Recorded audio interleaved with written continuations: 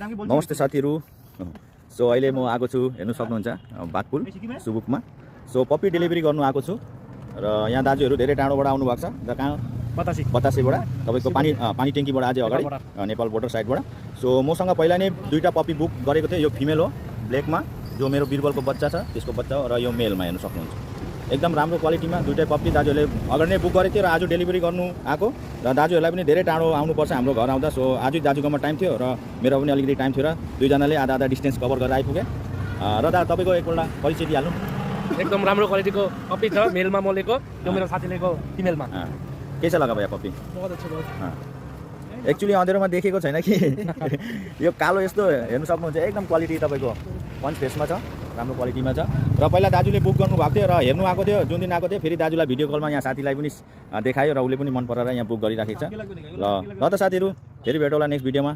ल एकदम केयर गरेर राख्नु ल। ठिक